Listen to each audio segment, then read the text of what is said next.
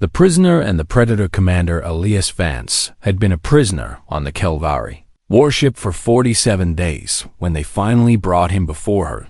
The ship was called the Silenced Mercy, and it was a dreadnought, the size of a small moon, carrying enough firepower to glass an entire planet in under an hour. Elias had learned to count the days by the feeding cycles and the dim purple lights that passed for night on the vessel. He had also learned that the Calvary did not usually keep prisoners. They kept trophies. The guards who came for him that morning were enormous creatures, standing over 7 feet tall with sleek black fur and eyes like molten amber. Their claws clicked against the metal floor as they walked, and their tails swished behind them with barely contained violence. Elias had killed 6 of their kind with a fire axe on the research station on Io before they had finally brought him down. He still did not know why they had let him live. They dragged him through corridors that hummed with alien power and past chambers filled with technology he could not begin to understand. Other Calvari stopped and stared as he passed, and he heard them whispering in their rumbling language. He understood every word because he was a xenolinguist, and learning alien tongues was what he did. They called him the Screaming Prey and the Axe Beast, and the one who drew blood from God's. Elias did not feel like any of those things. He felt tired and hungry and very far from home. The throne room was vast and dark, and filled with shadows that seemed to move on their own banners, hung from the ceiling bearing symbols of conquest, and the skulls of defeated enemies lined the walls like decorations. At the center of it all sat a throne, carved from what looked like black bone, and on that throne sat the most terrifying creature Elias had ever seen. High Warlord Sereth of the Third Cloche. He was different from the other Kelvari in ways that went beyond her obvious authority. Her fur was darker than midnight and seemed to absorb the light around her. Her eyes burned with an intelligence that was almost painful to meet, and when she moved it was with the fluid grace of a predator who had never known what it meant to be prey. The guards threw Elias to his knees before her, and he felt the cold metal floor bite into his skin through his torn uniform. Sereth rose from her throne and descended the steps slowly, each movement deliberate and dangerous. She circled him like a shark circling a wounded swimmer, and Elias forced himself to keep breathing. He would not show fear. He had already decided that much weeks ago. When she finally spoke, her voice was like gravel wrapped in silk, and it sent shivers down his spine. "They tell me you screamed the war cry in our tongue as you fought," she said, and her tail flicked with what might have been amusement or might have been something else entirely. "They tell me you knew the words of challenge and death and honor." Elias lifted his head and met her burning gaze. "I am a xenolinguist," he said, keeping his voice steady despite his pounding heart. "I know a lot of words." Sereth stopped in front of him and tilted her head in a gesture that seemed almost feline. Her whiskers twitched and her nostrils flared as she took in his scent. "You are small," she said, "and soft and fragile. Your claws are blunt and your teeth are flat. You should have been easy prey, and yet 6 of my warriors lie dead because of you." Elias said nothing because there was nothing to say. He had done what he had done, and he would not apologize for surviving. Sereth leaned closer, and he could feel the heat radiating from her massive form. Her breath was warm against his face, and it smelled of copper and something sweet. He could not identify that. Was when he saw it. The scar it ran from just below her left eye all the way down to her jaw. A pale river cutting through the darkness of her fur. It was old and deep, and it had clearly been a terrible wound when it was fresh. Elias noticed something else too. The guards behind him had looked away the moment Sereth turned her scarred side toward them. The servants lurking in the shadows along the walls had flinched and found somewhere else to direct their gazes. They were afraid of the scar now. He realized with sudden clarity. They were ashamed of it. Sereth noticed him noticing, and something flickered in her amber eyes. "You stare at my marking, little prey," she said, and her voice had grown colder. Most beings learn quickly not to do that. Elias knew he should look away and apologize and grovel like a proper prisoner. Instead, he did something incredibly stupid. It is not a marking. He said quietly, "It is a wound someone gave you. There is a difference." The silence that followed was absolute. Even the hum of the ship seemed to fade away as every creature in the room held its breath. Sareth had gone completely still, and her claws had extended from her fingertips to press against the floor. For a long moment, Elias was certain he was about to die. Then something strange happened. The fury in Sareth's eyes did not fade exactly, but it shifted and changed into something he could not quite reach. She straightened up and looked down at him with an expression that was almost curious. "You are either very brave or very foolish." "Human," she said, "perhaps both." Elias replied, and he was surprised to find that he meant it. Sareth stared at him for another long moment, and then she did something that clearly shocked everyone in the room. She laughed. It was not a warm sound or a kind one, but it was genuine, and that was more than Elias had expected. "Take him back to his cell," she ordered the guards without looking away from Elias. "Give him proper food and clean water. I want him healthy." The guards hesitated, clearly confused by this unexpected mercy. "High warlord," one of them began now. Sareth snapped, and the word was a whip crack of authority that sent them scrambling to obey as they dragged Elias to his feet and began pulling him toward the door. Sareth spoke one more time. "I will summon you again, human," she said, and her voice had grown thoughtful in a way that made Elias nervous. "I find myself curious about your kind. I want to understand you before I conquer your worlds." Elias looked back at her one last time and saw her standing alone in that vast, dark throne room surrounded by skulls and shadows. Her hand had risen to touch her scar almost unconsciously, and her amber eyes were fixed on him with an intensity that burned. He did not know it then, but that moment would change everything. That single observation about her wound would set in motion events that would reshape the galaxy. But for now, he was just a prisoner being dragged back to his cell, and she was just a warlord touching an old scar and wondering why a piece of prey had seen something. Her own people refused to acknowledge the war between their species had not yet ended, but something else had just begun. The weight of old wounds. The summons came 3 days later, and then again 2 days after that, and then again and again, until Elias lost count. High warlord Sareth wanted to talk. She claimed it was research, and that she needed to understand humanity before she crushed them beneath her claws. Elias knew better. He had spent his entire adult life studying alien species and learning their languages and customs and hidden truths. He knew when someone was lonely. The war chamber where she received him was different from the throne room. It was smaller and more personal, and filled with star maps and tactical displays that glowed with soft blue light. There were no skulls here and no trophies of conquest, just the tools of war and a single large chair, where Sareth would sit and watch him with those burning amber eyes. "Tell me about Earth," she would say, and Elias would talk. He told her about blue oceans and green forests and cities that sparkled like jewels in the night. He told her about music and art and literature and the 1,000 different ways humans had found to express the inexpressible. He told her about love and loss and the stubborn refusal to give up that seemed to define his species, and she listened. She listened with an intensity that was almost frightening, and she asked questions that revealed a mind sharper than any blade.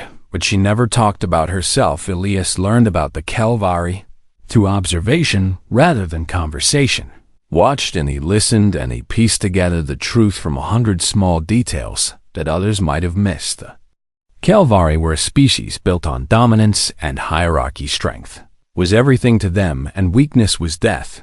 They did not help the fallen or comfort the wounded or show mercy to those who could not fight. To be scarred was to be marked as someone who had been defeated, even if only for a moment. To be scarred was to be lesser, and Sarah's scar was impossible to hide. Elias began to notice things.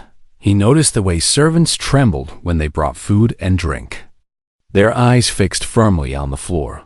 He noticed the way officers kept their distance and never quite met her gaze.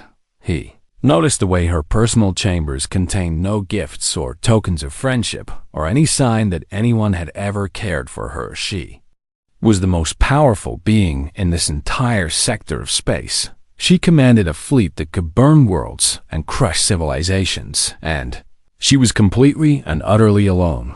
One night during one of their conversations, Sareth drank too much of a Kelvari. Spirit called Velkashilias had learned that the drink would dissolve human organs in seconds, but to Sareth it seemed to act like strong whiskey. Her movements grew looser and her voice grew softer, and she spoke of things she had never spoken. Of the four, I was not always the High Warlord, she said, staring at the star maps without really seeing them. I was young once and foolish, and I believed that blood meant loyalty. Lise sat quietly and waited because he knew that some stories needed time to find their way out. I had a littermate, Sareth continued, and her claws tightened on the arm of her chair. We were born together and raised together, and I trusted her more than I trusted anyone in all the worlds. The trial of ascension is how young Kelvari prove their worth. We are sent into the frozen wastes of our homeworld with nothing but our claws, and we must survive for 30 days. Many do not return. Zareth's hand rose to touch her scar, and her amber eyes grew distant. My littermate attacked me on the 5th night. She waited until I was sleeping, and she tried to tear out my throat. She believed that killing me would bring her glory. She believed that my death would make her stronger. She almost succeeded. Elise felt something cold settle in his chest as he imagined a younger Sareth bleeding in the snow and betrayed by the one person she had trusted. What happened to her? He asked quietly. Sareth's lips pulled back from her fangs in something that was not quite a smile. I killed Harry, crawled out of the frozen dark with half my face torn open, and I found her celebrating her victory. She did not expect me to survive. That was her final mistake.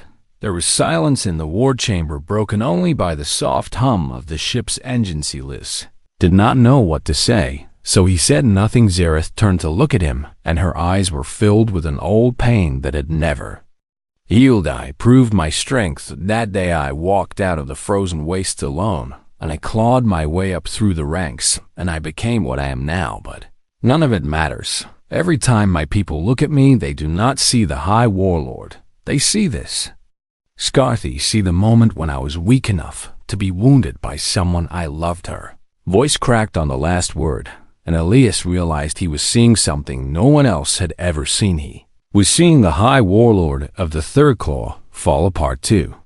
The Kelvari touch was sacred. It was reserved for family and mates and those who had earned the deepest trust. To touch someone's face was to claim them as your own, and to touch a scar was unthinkable because it meant acknowledging the wound and the weakness it represents. Sareth had not been touched in 17 years, not since her littermate had tried to kill her. 17 years of power and conquest and absolute authority. 17 years of loneliness so profound it had become a second.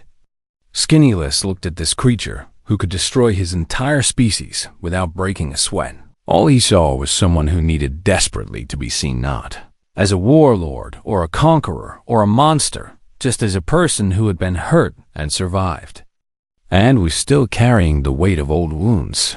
He did not make any decisions that night, simply sat with her until she fell asleep in her chair, and then he quietly returned to his cell. Something had shifted between them, something had cracked open that could never be fully closed again, and in the darkness of his cell Elias Vance lay awake and wondered what it would mean to show kindness to a creature the galaxy feared above all others. He wondered if compassion could be a weapon. He wondered if understanding could change a war, and somewhere deep in the ship, High Warlord Sarah slept with her hand pressed against her scar and dreamed of a human who looked at her wounds and did not flinch away. The touch that changed everything had happened on a night when the stars outside the observation window seemed closer than usual. Sareth had summoned Elias again, and this time she had been drinking before he arrived. The Velkash bottle sat half empty. on the table beside her, and her movements were slow and heavy in a way he had never seen before. She did not ask him about Earth tonight. She did not ask him about humanity or culture or the secrets of his species. Instead, she simply sat in her chair and stared out at the void and said nothing at all. Elias waited in the silence because he had learned that sometimes the most important conversations were the ones that had not happened yet. After a long time, Sarah spoke, and her voice was barely louder than a whisper. Do you know what the worst part is? Human, she did not wait for him to answer. The worst part is that I loved Hermie Littermate, loved her more than anything in all the worlds, and she tried to murder me for glory. She turned to look at him, and her amber eyes were wet with something Elias had never expected to see: tears. The Calvary could cry. Every day I wake up, and I see this scar in the reflection, Sarah continued, and I remember that the one person I trusted wanted me dead. And every day, my people look at me and they see only weakness. They see damaged goods. They see something broken that should have died in the snow. She laughed, but there was no humor in the sound. I have conquered 11 star systems. I have crushed empires and broken fleets and made the galaxy tremble at my name. None of it matters because I will always be the scarred one, the touched one, the one who was too weak to protect herself from her own bloody lies. Felt something stir in his chest. It was a feeling he had not experienced in a long time. Not since the research station, not since the fire axe and the blood and the screaming. It was anger, not at Sarah, but at her people, at a culture so obsessed with strength that it could not recognize true power when it stood right in front of them. He moved before he could think about what he was doing. He stood up from his chair and walked across the room and knelt beside the High Warlord of the Third Claw. Sarah went still as he approached, and her claws extended reflexively. Muscles tensed, and he knew that she could kill him in half a heartbeat if she chose. But she did not move away. Elias reached up slowly, giving her every chance to stop him. His hand was trembling slightly because he was terrified, but he did not let that stop him. He laid his palm against her scar. The reaction was immediate. Tirith's entire body locked up like a machine that had suddenly frozen. Her claws dug into the arms of her chair, and her breath caught in her throat. Her eyes went wide with shock and something else. Something that looked almost like fear. What are you doing? She whispered, and her voice cracked like ice breaking. No one had touched her in 17 years. No one had dared. And here was this small, soft, fragile human pressing his warm palm against the wound that had defined her entire life. Elias did not remove his hand on earth. He said quietly, "Scars are not shame. They are not weakness. They are not marks of defeat." Sarah was staring at him like he had suddenly started speaking a language she had never heard. "What are they then?" she asked, and her voice was barely a breath. Elias let his thumb trace the raised tissue of her scar with a gentleness that seemed to confuse her even more. "They are stories," he said. "They are proof that you survived something that tried to destroy you. They are evidence that you were stronger than whatever tried to break you." He met her eyes, and he did not look away. "This scar does not make you broken, Sarah. This scar makes you unbreakable. You took the worst thing someone could do to you, and you survived it. You walked out of the frozen dark when you should have died. You built an empire from nothing but spite and survival and the refusal to give up." Sarah's breathing had grown ragged and shallow. Her claws had retracted without her seeming to notice. Her amber eyes were fixed on him with an intensity that burned like twin suns. "No one has touched me in 17 years, she said again, and her voice broke on the words, "Then they are all fools." Elias said simply. Sarah stared at him for a long moment. Then something inside her shattered. It was not a loud breaking or a violent one. It was the quiet crumbling of a wall that had been standing for too long. Tears spilled down her dark fur, and she made a sound that was half sob and half growl. Her massive clawed hand came up to cover his smaller one, pressing it tighter against her scarred cheek. "You should not be kind to me," She said through her tears, "I am a monster. I have killed millions. I was going to burn your worlds and salt the ground where your cities stood. You are not a monster." Elias said, and he meant every word, "You are a person who has been alone for too long. You are a person who was hurt by someone you loved and never got the chance to heal you. Are a person who has been carrying a weight that no one should have to carry." Alan Zareth wept, the high warlord of the Third Claw, who had conquered 11 systems and crushed fleets and made emperors kneel. She wept like a child who had finally found safety after years of running. And Elias stayed with her. He kept his hand on her scar, and he let her cry, and he did not pull away even when her claws accidentally scratched his arm hard enough to draw blood. When she finally stopped crying many hours later, she looked at him with eyes that had changed. Burning amber was still there, but it was softer, now warmer. Why? She asked simply, "Because everyone deserves to be seen." Elias said, "Everyone deserves to have their wounds acknowledged and honored, even conquerors, even monsters, even you." Zareth was silent for a long time. Then she did something that would have shocked the entire galaxy if anyone had been there to witness it. She leaned down and pressed her forehead against his in the Calvary gesture of profound respect and gratitude. "Are a strange creature, Elias Vance," she said softly, "and I think you may have just changed everything." She had no idea how right she was. The War Council's fury secrets do not stay secret on a warship. There are always eyes watching and ears listening and tongues eager to wag by morning. The entire fleet knew what had happened. The human prisoner had touched the High Warlord's scar.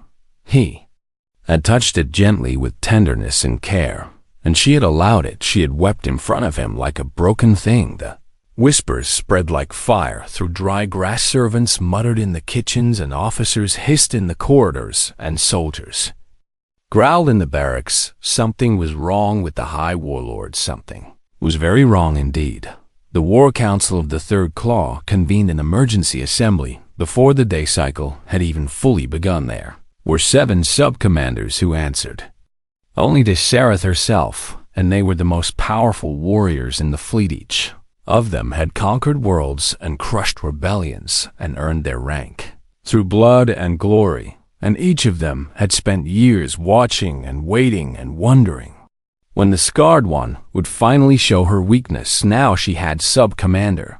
Vreth was the first to speak. He was massive even for a Calvari, with gray fur streaked with the white of old age and eyes like chips of ice. He had served under 3 high warlords before Zareth, and he had watched each of them fall. He intended to watch her fall too. "We have tolerated the scarred one for too long," he growled to the assembled council. "We have allowed her to lead us because she was strong enough to take the throne. But strength must be proven again and again, and she has just proven that she is weak." Murmurs of agreement rippled through the chamber. The other sub-commanders were nodding their massive heads and flexing their claws. They could smell blood in the water. "The human has compromised her." Another sub-commander added, "He has made her soft. He has made her forget what she is." She wept in front of prey. She allowed prey to touch her face. "This cannot stand." Vreth rose to his full height, and his voice rang through the chamber like a war drum. "She must be removed for the good of the Claw. The challenge must be issued. She must fight or she must die." The council roared their approval. It was unanimous by Calvary law. A challenge from the full War Council could not be refused. Zareth would have to fight all 7 sub-commanders at once, or surrender her position and her life. They summoned her to the Great Hall, where challenges were traditionally issued. They forced Elias to attend in chains as a witness to her humiliation. The hall was vast and ancient, and filled with statues of legendary warriors who had fought and died for the glory of the Claw. Zareth entered alone. She wore no armor and carried no weapons. Her dark fur gleamed in the harsh light, and her amber eyes swept across the assembled sub-commanders with an expression that gave nothing away. Vreth stepped forward with a smile that showed all of his fangs. "High Warlord Zareth of the Third Claw, he announced in a voice meant to carry through the entire ship. "You have been found wanting. You have shown weakness before prey. You have allowed yourself to be compromised by a creature that should have been nothing more than a trophy in the war. Council do hereby challenge your right to lead." He spread his arms wide, and the other sub-commanders fanned out behind him. "You may fight," Vreth continued, "or you may surrender. Those are your only choice." Sarah stood perfectly still. She did not speak. She did not move. Elias watched from his place in chains, and he saw what the sub-commanders did not see. He saw the way her claws had begun to extend, slowly carving tiny furrows in the metal floor beneath her feet. He saw the cold fire building behind her eyes, like a storm gathering on the horizon. He saw the predator who had survived betrayal and frozen wastes and 17 years of isolation. She was not afraid. She was furious. "We have watched you for years," Vreth continued, clearly enjoying his moment of triumph. "We have seen the way you touch your scar when you think no one is looking. Have seen the doubt in your eyes and the loneliness that eats at you. You were never fit to lead us. You were never truly one of us. You are damaged goods, marked lesser." The words hung in the air like poison. Elias felt his own anger rising because he had heard words like that before. He had heard them directed at others, and he had heard them directed at himself, and he knew exactly how much they could hurt. Sarah finally moved. She took one step forward, and then another, and the sub-commanders tensed and prepared for the fight. They were so certain they would win, but she did not attack. Instead, she smiled. It was not a warm smile or a friendly one. It was the smile of something ancient and terrible and utterly without mercy. "You mistake mercy for weakness," she said, and her voice was soft and calm and more frightening than any roar. "You mistake patience for softness. You mistake my silence for agreement." The lights in the chamber flickered. Alarms began to wail somewhere deep in the ship, and Elias realized with sudden clarity that Surith had been expecting this. She had been preparing for it. She had known exactly what her enemies would do, and she had let them do it. "The human did not compromise me," Sareth continued, and her voice dropped to a frequency that made bones ache. "He reminded me what I am." She looked at Elias, and something passed between them, understanding, gratitude. "Promise I am Sareth of the Third Claw. I am the one who walked out of the frozen dark. I am the one who built an empire from spite and survival." Her claws extended to their full length, gleaming like blades in the flickering light.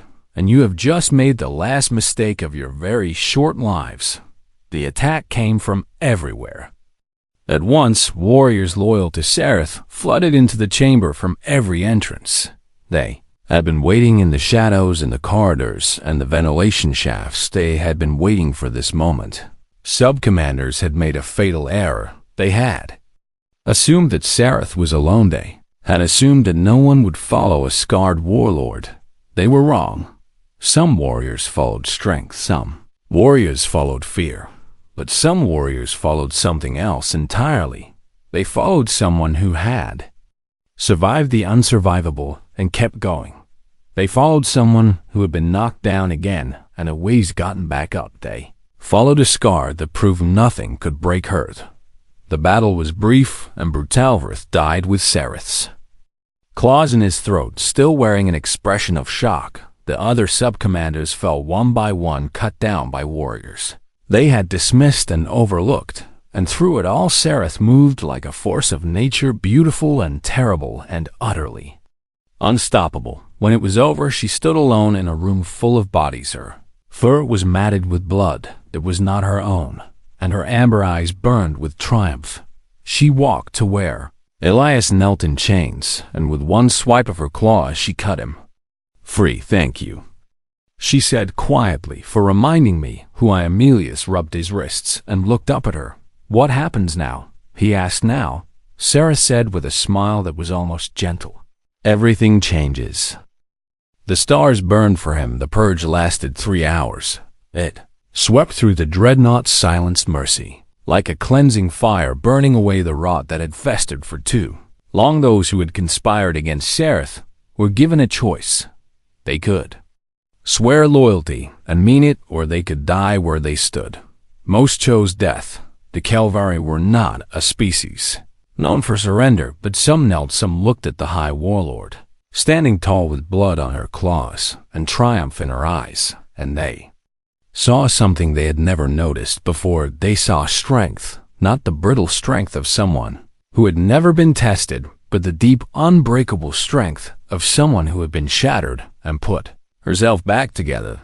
They saw the scar on her face, and for the first time they understood what it really meant by the time the last body had been cleared from the corridors. The silenced mercy belonged to Sereth.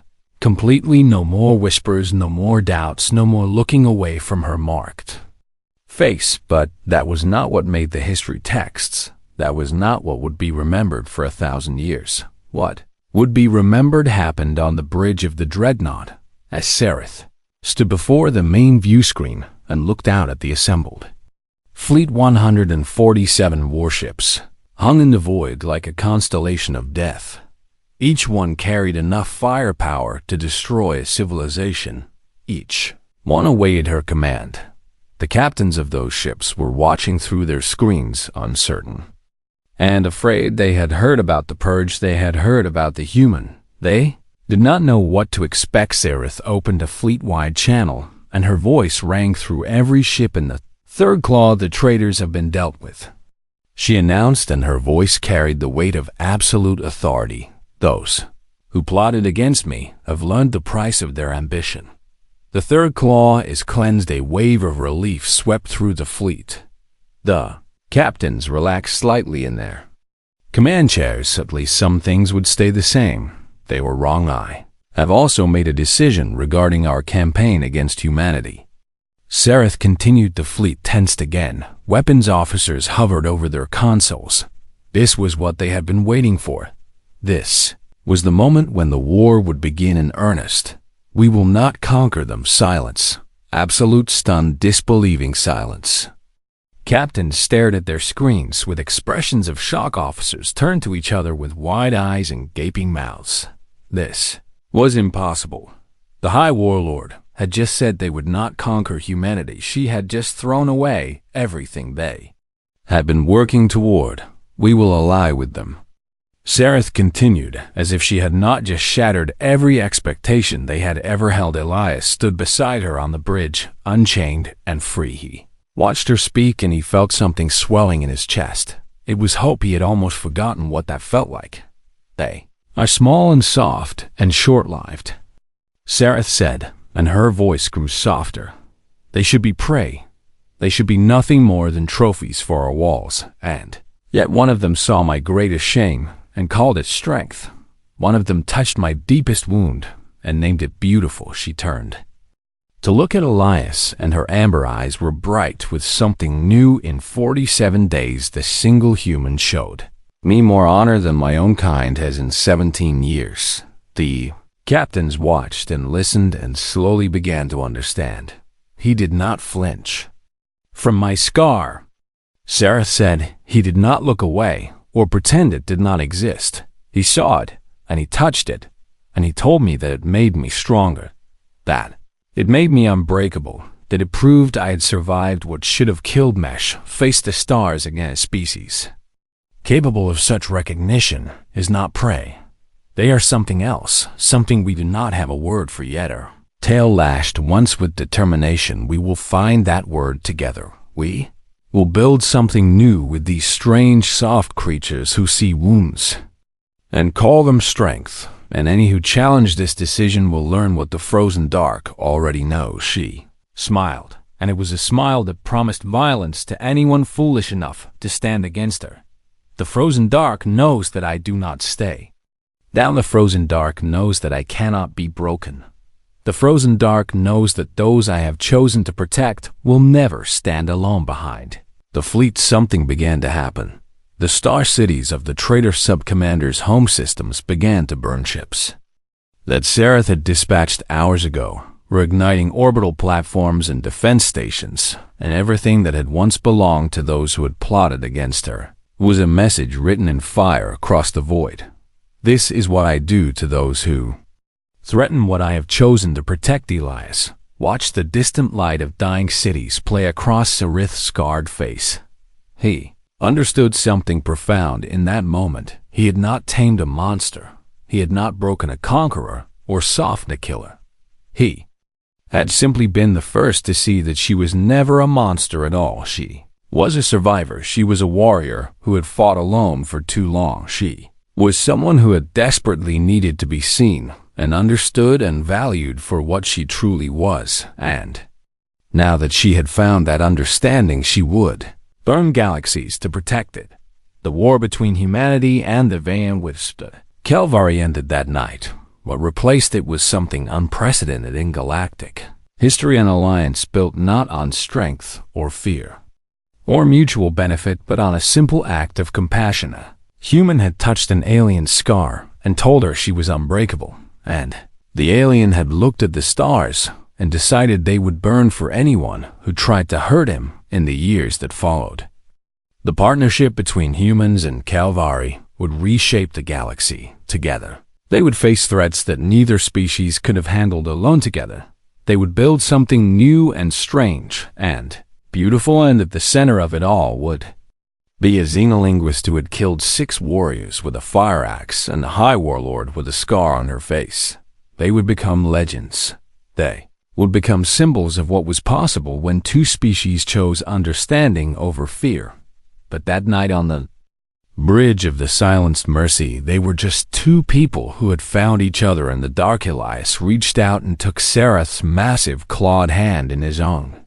She looked down at him with those burning amber eyes, and she smiled, not the smile of a predator or a conqueror, just the smile of someone who had finally found home. The stars burned behind them. The galaxy held its breath, and somewhere in the great dark void between worlds, a new chapter of history was being written. It was a chapter that would be remembered as long as there were beings to tell the story.